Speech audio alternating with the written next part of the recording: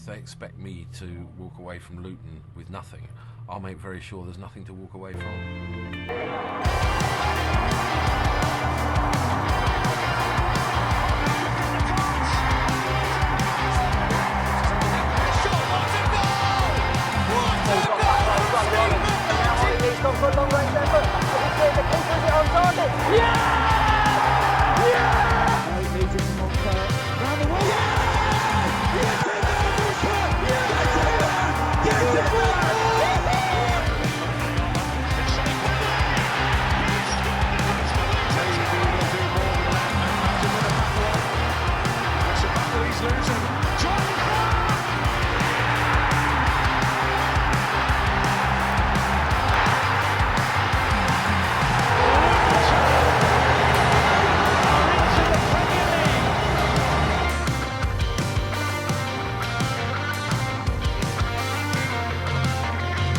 Hello and welcome to the Oak Road Hatter podcast ahead of this Sunday's Super Sunday clash at Kenilworth Road. It is Luton Town versus Manchester United. And Jamie, you'll remember this. I look back to our predictions at the start of the campaign and this is the one I outlined as our biggest surprise of the season. Although looking at it now, I don't think a Luton victory would be that much of a surprise. Of course, I'm here with Jamie Castle and Finlay Cannon. Jamie, how are you? Yeah, good. I think you've got to be excited against teams like Manchester United at Kenilworth Road. I think our record against the top six this year, albeit from a results perspective, obviously isn't great, but from a performance standpoint, we've been fairly good. So yeah, Super Sunday, Sky Sports cameras, 4:30, probably under the lights given the time of year we are. Bring it on. Finn, how are you? As Jamie says there, it's an exciting one. Our last Super Sunday was quite super, so more of the same. Yeah, as Jamie said, it's an exciting week for Luton.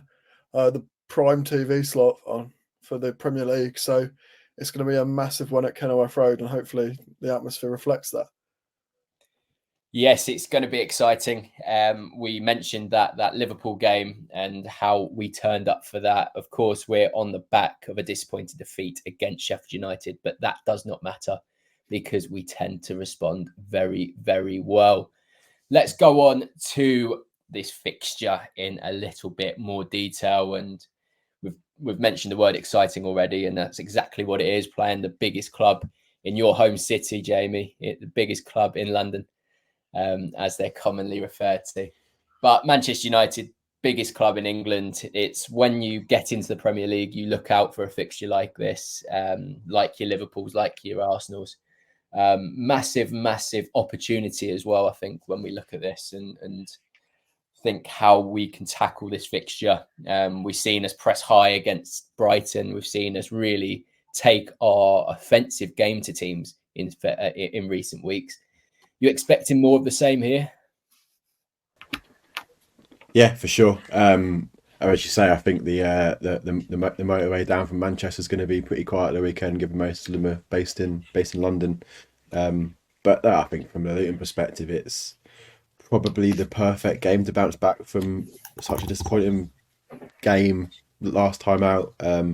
Okay, you could get quote unquote easier matchups. Like you, of course, you'd like to have a game at home like against the Palace and Everton, which would be deemed a winnable game. But this is also winnable. I think let's not get overawed by them. I think they're in some great form. They do have some fantastic players. It's tough to not get bogged down in the media discourse, sort of both the positives and the negatives to this Manchester United side, but they are beatable. I think. You've seen this season on multiple occasions how you can get at them. They are a bit brittle at times, and ironically, when they play their so-called squad players like Scott McTominay is when they actually do better, right? So let's hope Erik ten Hag goes down the sort of the strongest 11 route and plays your Antony's and your Bruno Fernandes's, because I think if they do, they're going to get one hell of a shock at the weekend. Finn, we mentioned there, and Jamie said it there, that it's a fixture that we can look forward to after the disappointment at Sheffield United. And it's true, isn't it? Because we're playing a team that naturally will bring about a buzz. Playing Manchester United will make sure that Kenilworth Road is rocking come Sunday. And it's just an opportunity to beat a side that could be caught in the headlights a little bit. Yeah, absolutely. Looking back to Sheffield United, everything about it was flat, the performance, the atmosphere. And I think that was because it's one of those ones where we were the favourites. And when we're the favourites, we just don't know what to do when we're favourites. No one gets behind the team as much as they do when we're chasing something. So going up against a team like Man United, there are a lot of people's least favourite teams. Apart from they've got a lot of Man United fans all over the country, but if you support another club, you look down on Man United. You don't like Man United. You don't like their fans, and it'll be one where Kenilworth Road should be absolutely rocking. They'll be right on top of them. They'll be hopefully making the Man United players incredibly uncomfortable to be there. We don't want them enjoying their time in Luton. We want them to want to get away as soon as possible, and hopefully they'll go away without 3 points. I think it is an absolute huge opportunity. We love making statements against these big clubs, and we've got some big games against a lot of big clubs coming up in the next few weeks. So it is a great opportunity to make another statement. And whether that is with a win, with a draw, or just a brilliant performance, we just need to bounce back from what happened against Sheffield United. Everyone was disappointed by what happened, and I'm sure the players were just as disappointed as well. The crowd was pretty flat, as I mentioned before, and I don't think that will be the case on Sunday. And Jamie, we mentioned this Manchester United game, and we mentioned the fact that, we've got all these stars again coming to Kenilworth Road. But is this the time that we finally beat one of these traditional top 6 sides? It's so good, playing well against Arsenal and Man City and getting a draw against Liverpool. But, if we are to make a really big statement, does it come only with 3 points? I think a point would be a good outcome. I think, okay, you want 3 to make up for that Sheffield United game, but I mean, if you look at our record against the top 6 performance-wise, I think we've certainly deserved a win out of that. I think if you look at teams around us that have managed to get points against the top 6 sides, I think they've not played as good against those teams and managed to come away with the points. I think the teams that we've actually come up against in the top 6, they've actually been fairly good on the day, but we've also been just as good. It's not been a case of they've been subpar. I think that Spurs game, they probably did deserve to win that game. To be fair, I think I'm not sure we can say we deserve to get something, despite all the chances that we did miss. That Eli one comes to mind. I think the Liverpool game, devastating. We were so close from a massive 3 points that who knows how that would have changed our season. But I think the players can certainly be disappointed to not get with 3 in that one. Arsenal, I think, again, probably a bit tighter, but did Arsenal deserve to win? Probably not. I think a point would have been fair. Man City, I mean, not many teams lead Man City at half time, right? So to go in 1-0 up, albeit on the stroke at half time, and they did look good. So I think despite the way the results look, so what's that? That's 1 draw and 3 defeats against those 4, plus the Chelsea, which is the 3-2. So that's 1 draw and 4 defeats. So despite the results, I think the performances have definitely deserved more than just 1 point against those 5 teams. So hopefully the luck and the fortune's in our favour at the weekend. And you know what, it'd be typical Luton just to sort of like scrub a 1-0 win despite not deserving it, right? But if that happens, then bring it on. Finn, Manchester United are a team that have had their off-field dramas all throughout this season and probably stretching into last season. Erik ten Hag was appointed as the man to, as well as get Manchester United playing an exciting brand of football, he was also brought in to sort of deal with those sort of internal matters and try and, eradicate that from being brought onto the pitch. How would you assess how he's done as a manager? Do you think that, United are a team better off with him, or do you think that, they could be in the club they are, they could have somebody else in who could be doing a better job? It's difficult to judge that one, really. He's had so many issues to work with and to deal with since he joined the club. And I'm sure he didn't expect to have that quantity of problems and the severity of some of them, which I won't mention. You have to say he has managed it fairly well. The Jadon Sancho situation, I think he could have managed much better. I think that whole situation was an absolute mess, and the way that unfolded, the support Sancho got when he left for Dortmund, even if it was only on loan as well, shows just how well thought of he is amongst other players, and that really does raise questions. Off the pitch, in terms of the running of the club, I think Luton and Manchester United could not be any more different than they are in terms of the attitude towards the owners, the way the owners treat the club, the general respect between the two. And you look at Gary Sweet and the board, and everybody absolutely loves what Luton have. And then you look at Man United, and they've got protests week after week after week about the Glazers, and they've only just had a change, even if it is only a minor change at the club. So it's really completely different situations. And in terms of Ten Hag, I still think it's too early to judge. But how long can you give someone at a club the size of Manchester United and constantly say it's too early to judge? Do they have a style of football that he's really established? What is it he's looking to play? It just seems he's brought in a lot of players from Ajax and other Eredivisie teams, and hasn't that much changed. Yeah, it's probably a good pod for Kieran to not be on, right? I think Kieran would be singing his praises, but I think Finn raises a fair point. If you look at the managers that have gone before, Mourinho, you got Solskjaer. I don't think Ten Hag's record has been much better than those two. So there probably is a case to argue in terms of financially, Ten Hag's had a lot more support than Mourinho did. Mourinho was shouting from the rooftops for a centre half. Like it was like give me money for a centre half. Didn't get it, got sacked. Now Ten Hag has had the money for Højlund, Martinez. He's brought in players like Casemiro, and still performances haven't quite been. It's sort of to any better. You got Rashford, who should be one of England's finest talents. He should be on par with your Phil Fodens and your Bukayo Sakas, and he's just don't know.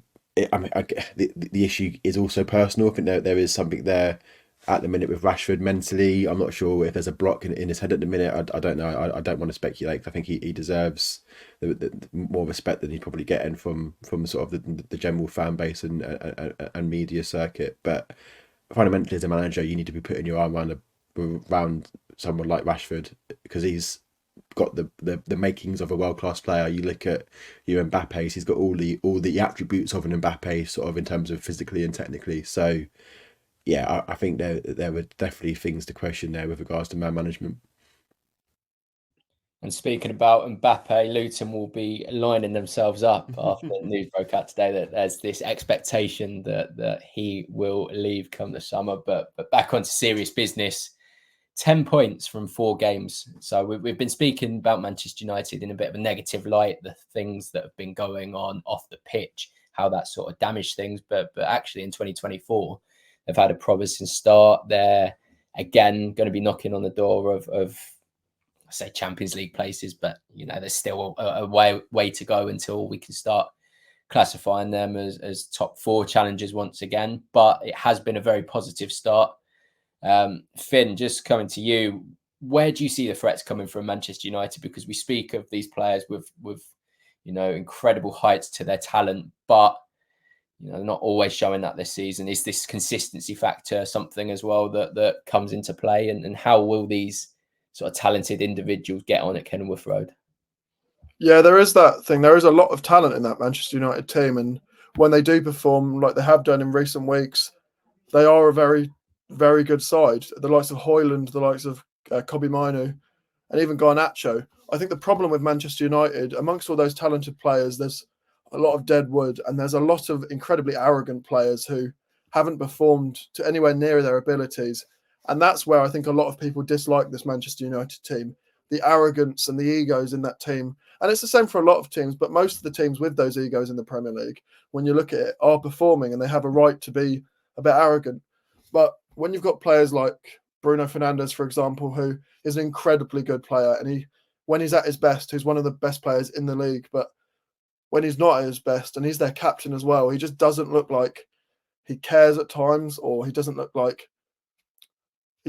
the player he can be. And then the likes of Anthony as well. They paid so much for Anthony, and he really doesn't offer much at all.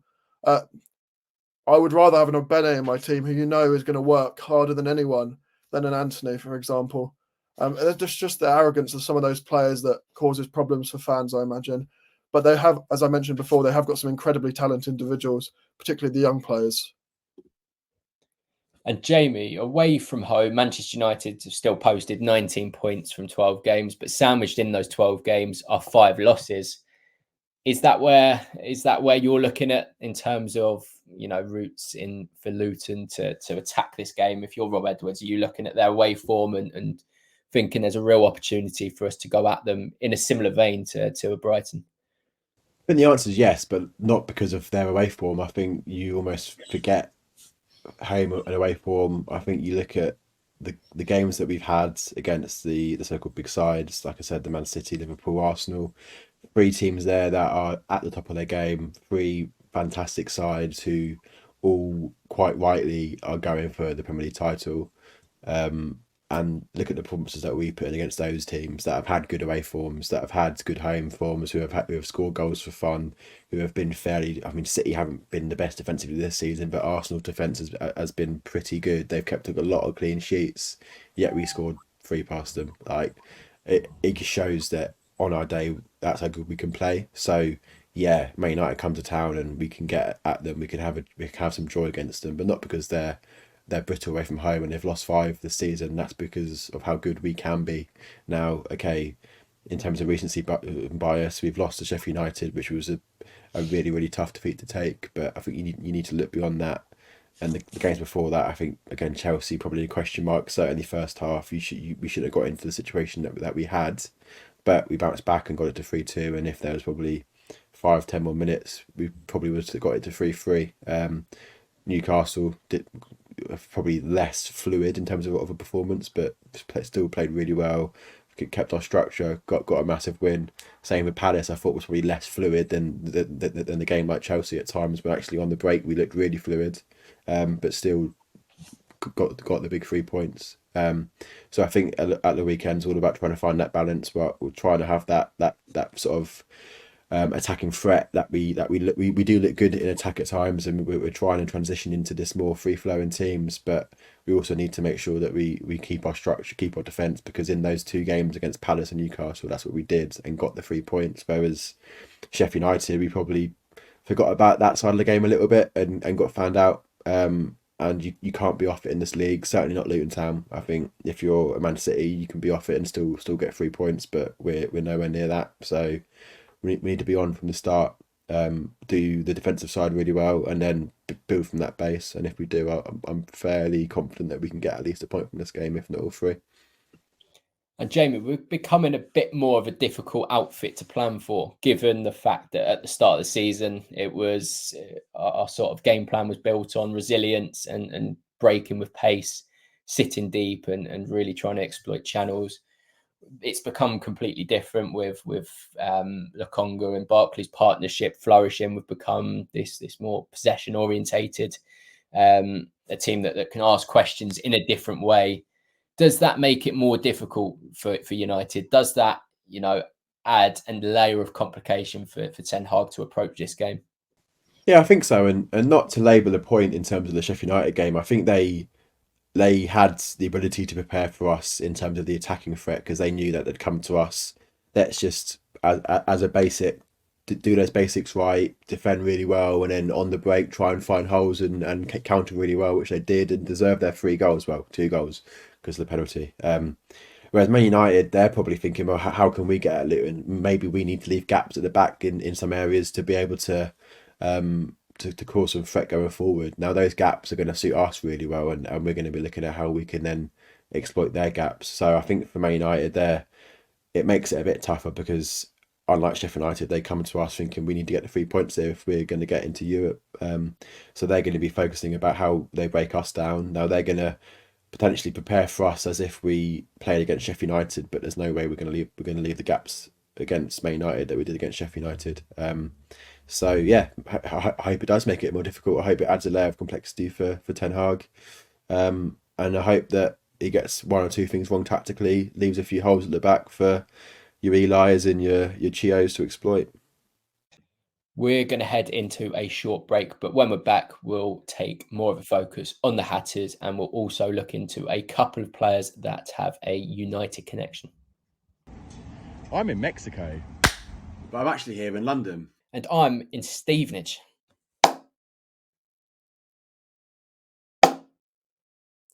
Oh, I'm actually stuck in Stevenage. I might be stuck in Stevenage, but thanks to NordVPN, with one click, I can be anywhere in the world, whenever, wherever. Bill, son, hang on. What about me? I'm basically in Holland every other week. What am I supposed to do with that? NordVPN works as your own little bodyguard, protecting your personal and sensitive data, making sure you're safe on the internet whenever, wherever. NordVPN is available for just the price of a coffee per month. And to get the best discount off your NordVPN plan, please go to nordvpn.com/Oak Road Hatter. There's no risk with Nord's 30-day money-back guarantee, and you'll help support our podcast. Link for this is in the podcast description box down below. Thank you very much. We are back in for part 2 of today's episode, and let's continue looking at Luton as we head into this important Premier League fixture. We've spoken about a reaction, Finn, a reaction from the Sheffield United game, given, a week ago we were in such high heights speaking about how good we are and just living the dream. And then, of course, the Sheffield United game came and sort of dented our positivity somewhat. It's hard, and it always comes down to the famous never too high, never too low. But it's so hard in this sort of Premier League journey not to get attached to that roller coaster where, every high is 10 times higher and every low is that much lower.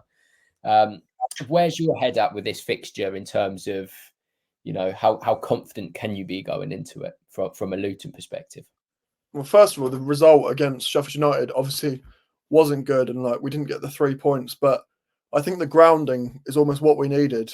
We don't want to be going into games with arrogance. Really, we perform better when we go in as an underdog almost, with not as much expectation on us.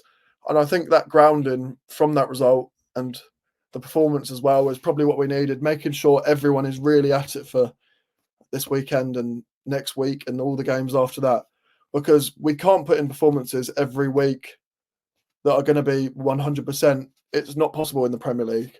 As much as we'd like to say it is, it generally doesn't happen. Most teams can't do it. But in terms of this fixture, I think Man United are a beatable team. You can affect them. The crowd can affect them. More so at Old Trafford, probably, where the crowd are really either not behind them at all or just completely on top of them. But you look at it's a different example to use, but in their FA Cup game at Newport County, when the crowd were really on top of them, their ground's a bit unusual there at Newport, but along the sides, it's a bit like Luton along the sides. They're right on top of them. It's packed out and it's quite hostile. And I think that can have an impact on this Man United team. They're not going to be popular at Kenilworth Road. And I think the hostility, we really need to make it as hostile as possible, almost reflective of the Sunderland game last season. If we want to get something from it, we will need that 12th man from the crowd. And then on the pitch, I think we perform better against teams that look for the ball and look to attack more, because as Jamie mentioned, we can exploit those spaces in behind. And when they've got back, I don't know who's going to be in their defence because they've got so many issues with injuries in that defence, constantly changing. But when they've got someone like Maguire, you can take advantage of his lack of pace, which has been widely talked about. And then there's questions over whether Luke Shaw will play or who else will play at left back. And Chio will be looking at that, and he must be licking his lips at the possibility of just having space to run into. Because as I mentioned, when we play against those teams that come up at us, and there's that space in behind, that is when we thrive. And looking, Jamie, at our ability to really inflict damage in the latter stages of games, I read this stat the other day that only Liverpool have scored more goals after the 75th minute mark than Luton. It's a very good stat to have in your favour, and it sort of reflects in a way the fact that we do keep things competitive, tight, and then we do have those energy levels and fitness levels, and I guess a clinical edge that not every team has in this league. That reads well, doesn't it? When you think this could be quite a competitive fixture, it has the makings to be a competitive fixture. The fact that we have this proven ability to go and score late on, that would be something that would be of some concern to United. Sure, and I think it just adds value to why we should, I guess, play a bit more of a defensive game at the weekend. Keep that structure because we know we've got that ability to play the full 90. Now, I think on the Man United defence, I think they're having a bit of of sort of an injury issue at the minute. I think Luke Shaw's not going to make the weekend, so probably put Dallo left back because I've not got Malacia there either. Not got Reguilon because he's now at Brentford, which means probably Lindelof right back and then Varane and Maguire centre half. So it can be got at. There's players there that will leave spaces if in the last 10-15 minutes they're pushing for a goal at 0-0.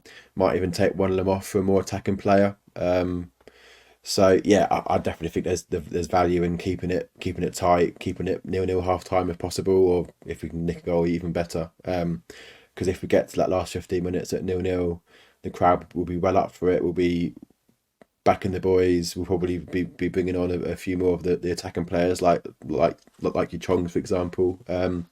And I think we can get something on the counter. They're going to leave even more spaces because they're going to be pushing for the 3 points, thinking that they need to get these 3 points at the weekend.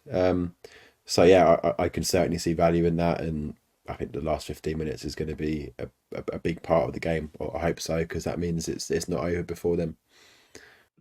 And Finn, there's been a fair bit of consistency within our starting 11s in recent weeks. We've named the same team in the last game, bar the sort of the Rees-Burke Mengi situation.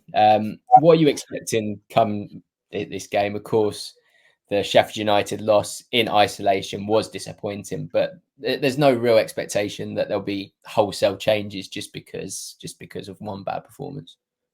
No, in terms of changes to the team, there's not that much you can expect. Midfield is not going to change really, unless we pick up an injury. Hopefully not. The only change I could see, and it's potential to take advantage of those wide areas where they do have problems with injuries. I can see us going back to a three up front with Chio on the right, because Kabore's been back for a few weeks now. We've got Hashi as well. I'm not sure if he's ready to play yet, but we've got options at right wing back, which allows us to push Chio forward, and I think that's really where he's at his best. He has been playing really well at right wing back, but he is at his best when he's on that right wing, when he can really get in behind and just have the freedom to attack. I can see Jordan Clark dropping out potentially. He was really good against Newcastle and Brighton, but he struggled against Sheffield United. And I can see that change coming in just to give us that different option in attack, and it really takes advantage of their problems out wide. It'd be interesting to see what Kabore would be like if he comes back in. Before he went off to AFCON, there were times where he looked really good. There were other times where he looked a bit shaky and you didn't know what he was going to do. But we know he's got the ability. He wouldn't have been on the books of Manchester City if he didn't. So I'm sure he'd be up for a game like this. He performed very well at AFCON by all accounts. He was winning a lot of penalties by the looks of it. But you'd like to see potentially us go back to that three that up front, which did do really well against those big sides. Yeah, it's interesting what you say there, because with Clark and Morris playing in quite close proximity to Adebayo, if Chio was to be part of that forward three, you'd expect somebody on the opposite flank to play quite wide as well.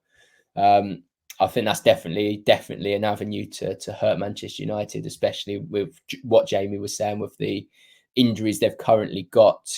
I think also another situation, Jamie, is the Burke Mengi one. I think we'll focus in on Mengi in a little bit, but I think it's fair to say that he is probably been our best defender this season. That might be somewhat of a stretch, but I think personally I think he has been. So that's another situation, but you don't see much deviation from that kind of 3-4-2-1, 3-4-3, do you? No, and I think, I guess, to start with the back three, I think if Mengi's fit, then it's a no-brainer. He starts with Burke. When you go back to the Mengi, Osho, Bell back three that's worked so well this season. I agree with Finn. I think Kabore goes back in at right wing back just to add that bit more of sort of defensive structure and shape. back there. Not that Chio's bad defensively, but just because Kabore is a natural right wing back and he's just used to that position of the role. And Chio's first forward always get forward, understandably, because he's a forward. I actually would probably play Chio on the left of that three and then Morris on the right with Eli. So it's still stick with that sort of almost narrow front three. But I think if you're talking on their right hand side, you've got Lindelof and Varane. I think if you've got Doughty and Chio sort of trying to drag Lindelof, you got Chio dragging Lindelof in, and then you got Doughty trying to go outside of him. That might then bring Varane out if Lindelof is on Chio, and then suddenly you've got Maguire against Eli in the box 1-on-1 for the cross. So I think that is what will see us a lot of joy, especially if Lindelof is at right back. Morris on that right, just trying to press Dalot and Maguire. I think Maguire, I'm personally a fan. Having been at a lot of England games, I think he's been excellent for England and has had some harsh words against him at Man United, but I still think he's a very good defender. But he can be pressed. I think if you have a centre forward that can press him really well, like Morris can when he's at his game, he can be put under a lot of pressure, especially in that second half when they're attacking the Oak Road, sort of their backs are against the Kenny end. I think if Morris is pressing Maguire, that can get a lot of joy. So I just think that front three matchup against their sort of right back, right centre half, and left centre half is what's going to give us that edge, I think.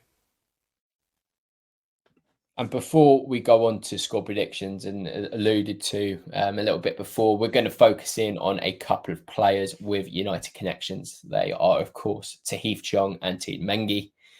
Chong first. He arrived for a fairly sizable fee relative to Luton terms. I think it was a fee around the £4 million mark when he arrived from Birmingham. Of course, graduate of the Manchester United Academy, a player that they had high hopes for.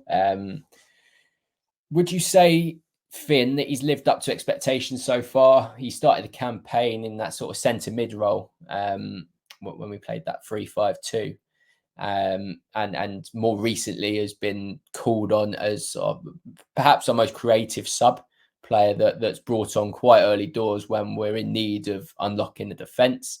An example of that is the last game, Sheffield United, where I think he was very effective in doing that. Would you say so far has lived up to your personal expectations of what you thought when we initially signed him? I wouldn't say he's lived up to the expectations, but I wouldn't say he's been a major flop or disappointment. He came in from Birmingham and everyone was excited. And that was mainly from his performance against us that everyone was excited by. But he is clearly like a very talented player. He's played like 16 times for Manchester United before he left. So he clearly has the ability, and we've seen him with the ability. His creativity and his pace and his directness as well, especially when he comes off the bench, is a real threat. And I think he is most effective at the moment when he is coming off the bench against slightly more tired legs that might put in the odd rash tackle, because he has got very quick feet, particularly for his size as well. He's not small and he gets about a lot. But I think, he's not lived up to expectations as such because he hasn't really hit those heights that some of the other new additions have. But I think he's an effective player and he's turned up in the big moments, like against Liverpool. It's difficult to say what the impact he's had because a lot of his game time has been off of the bench. So he has seen limited performances. But against Sheffield United, I would say he was probably our best player when he came on. And there's been a few times where he's come off the bench and he has looked a real threat. And Jamie, we've seen Chong in multiple positions. As I said right from the front, he started the season in that kind of central midfield role. He's played a little bit more advanced centrally. He's played on the left. He's played on the right. Where do you think he's been most effective so far? And looking ahead to the future, if he was to be a regular starter, where would you see most of his game time come from? I think in this current setup, the only option is in one of those wide roles. Now, I think one of the more narrow sort of wide people behind Eli, I think would suit him fairly well. And I think Finn raises a fair point. I mean, I was just looking at the stats just then whilst Finn was talking. He's played 18 games this season, but only started 6, of which 4 of those were in our first 4 league games. So he started 4 out of 6. 4 out of his 6 starts have been when we've been at our worst. So he's not had enough of a shout in terms of minutes and certainly starts. So he definitely deserves more of a shot before we cast judgments on him as a player. Has he lived up to his £5 million price tag so far? No, but I think he definitely deserves the time. And if we stay up next year or this year and go into the Prem next year, I think he can be one of those players that can kick on. I think if you look at players, right, I think a lot of players take some time to get to the level. I think when West Ham signed players like Ben Rama, he's not gone up there straight away and score goals for fun in his first sort of 6-12 months. Likewise, you see Brentford sign Keane Lewis Potter, and Lewis Potter was one of the most highly rated Championship sort of forwards that there's been, and he's gone to Brentford and not really impacted yet, but there's still a lot of sort of high thoughts behind him as a player. And I think Chong's in that same sort of category, that same boat. I think give him minutes, and just if you just persevere with him, I think he can be a very good player. So ironically, I think, was he the signing to make given where we were? Probably not. I think we probably needed someone that could have come straight in and impacted in season 1, given I guess the aim to stay up. But I think in the long run, if we were to stay up, I think he would impact him and be a very good signing.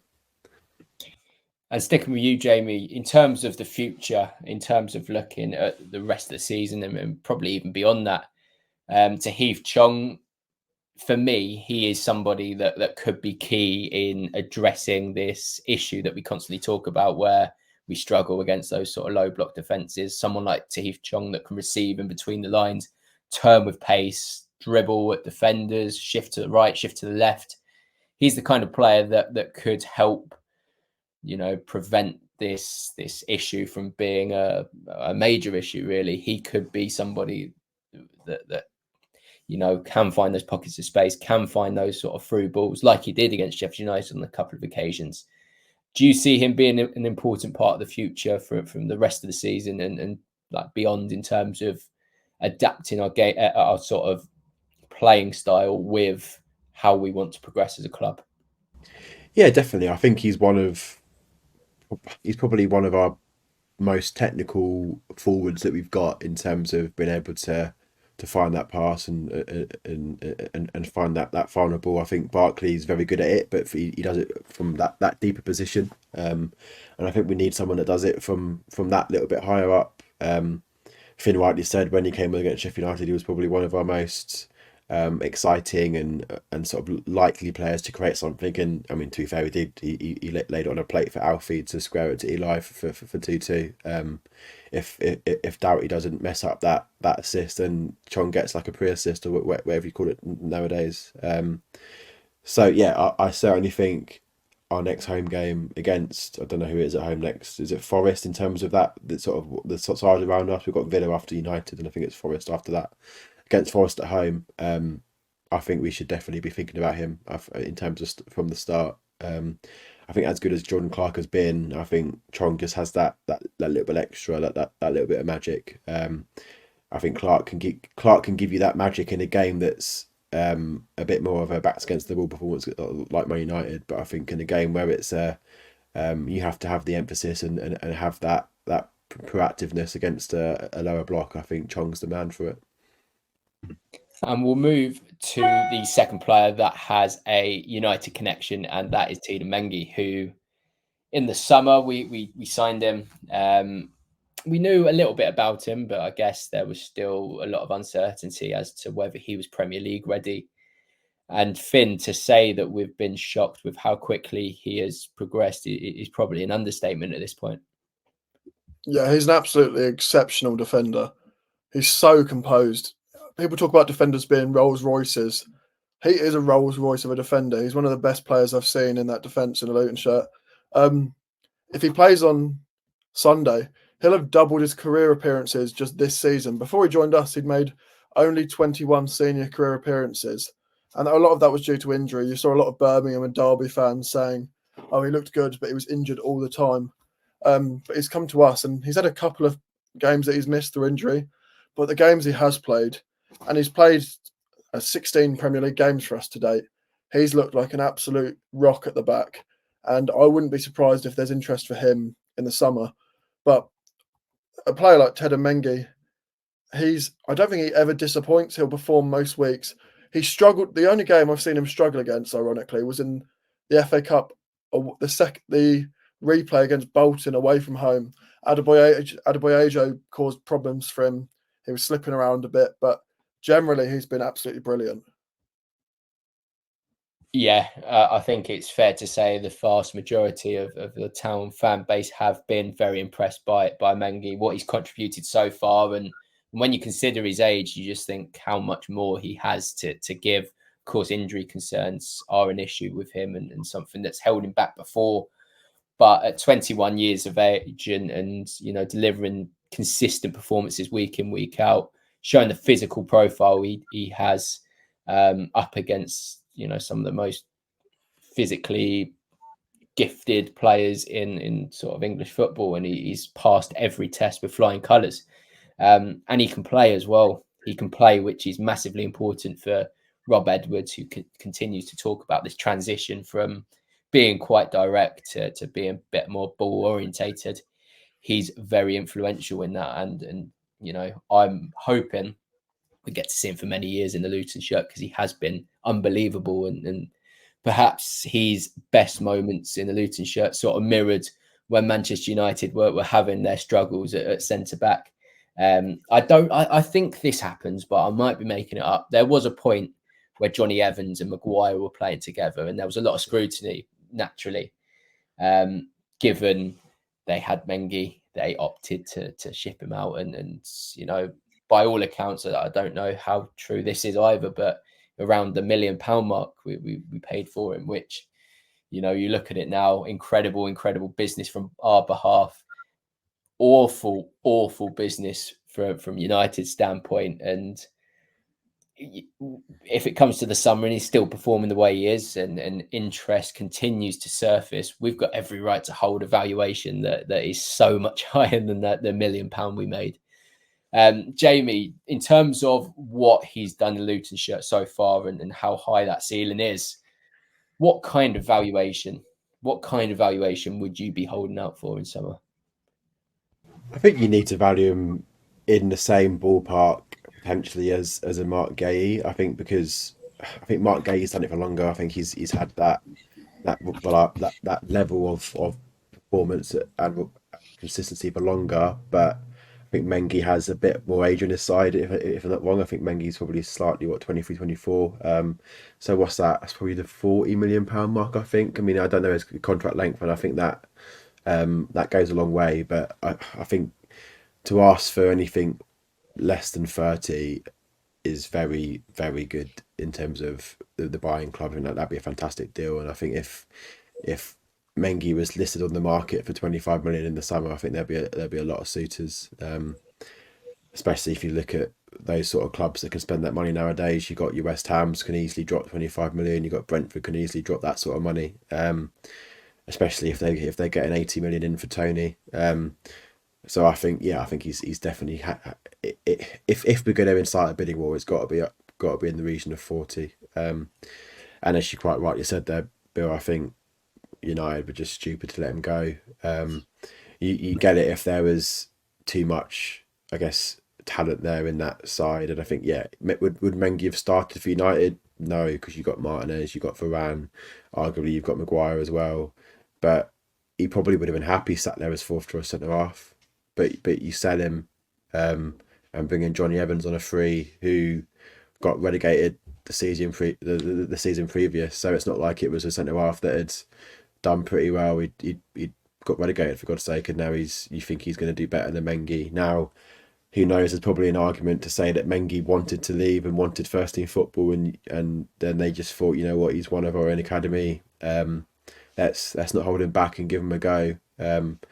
But you could have promised him 10, 15 games this year to see how you do. Certainly with the cup as well, you've got teams like Man United play upwards of 50 games a season now with all the cups and European football that they're in. So he certainly would have got 10, 15 of those. So you could have said, look, Ted, and one more year, let's stick you in as fourth choice centre half and see how you get on. And probably, ironically, he would have been in that team alongside Maguire and may have kept someone like a Varane out for a period of time, especially if he played like he did, or he is for Luton. So Man United's loss is our gain, and kudos to everyone at Luton for taking a gamble, because it was a gamble. I think it wasn't a certain transfer that he would come in and set the world alight. I think he was brought in probably to start with to cover for bodies. Now what happened to Lockyer happened, and we have to deal with that. And Mengi is one of them that stepped up. So discounting Barkley, who's just a different level and a different specimen, he's probably been one of our most impactful signings this season, because he's had to step up. Because you've had Lockyer, who had that awful situation. You've had Burke, who's been out for a fairly long time and is sort of in and out and just getting back now. Anderson's been out for a good chunk of the season now. So there's been actually quite a bit of pressure on Mengi to step up, and he's done that really well. As you say, there has been that kind of pressure given the way injuries have fallen, and of course Lockyer's situation as well. The character he has shown has been incredible. You forget he's 21 years of age, the maturity and I guess the what he carries on his shoulders in terms of being the main man in that sort of back line, playing in the defence that has to defend more than others. Not only does he have to be technically there, but he has to be mentally and tactically there, and he has been. He's been absolutely fantastic, and he's probably emerged as our most important defender this season, which, you've got some top performers in there with how Osho's been. Amari Bell's been consistent as well. You think of Burke as well, who might not have had the best of times against Sheffield United, but largely has been impressive this season. Mengi, it's just one of those that it's very easy to forget he's 21 years of age, given the sort of the stature of performances and just how good he's been. He has been sort of a breath of fresh air. We speak about Ross Barkley and the ability he's shown and being on a different level. Well, defenders get it quite harsh because I don't think they quite earn the respect they deserve. But Mengi, I think his praises have been sung this season and really deserve to be, because he has been absolutely excellent. And thank you very much, Manchester United, because your loss is our gain, and we're reaping the rewards of that now.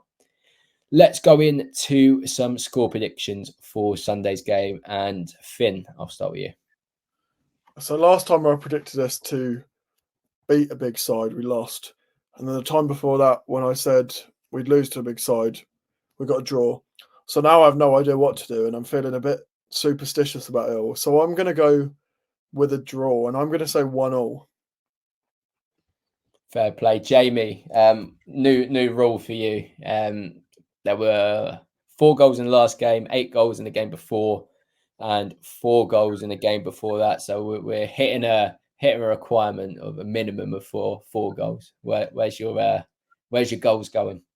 60. No, I'm joking. My heart is saying 1-0 Luton. I think, like I said, in terms of sort of that defensive shape, sort of just managing the game really well and then using those last 15-20 minutes to our advantage. But I think my head rules at the minute, and I'm going to go 1-1. I'm going to go for 1-0 Luton. I'm going to take your first answer. That is mainly because of I do think it's going to be tight. I do think it's going to be competitive. I think there's going to be somewhat of a game plan structured around keeping things tight, but I still think we'll press high and we'll try and force mistakes. I think it'll be an interesting battle within ourselves to see exactly how high we press, how many errors we force. But I don't think it's going to follow the recent trend of high scoring affairs. And then for that reason, 1-0 Luton, and boy, would I take that now. What a result that would be. All 3 points sticking at Kenilworth Road. Well, that is all for today. A big thank you to the pair of you for joining. A big thank you to everybody watching, listening, and continuing to like, share these videos and subscribing as well. Big thank you to everyone that does that. And we will be back next week after the United game, and hopefully it's more 3 points that we get to chat about. Until then, it's goodbye from us.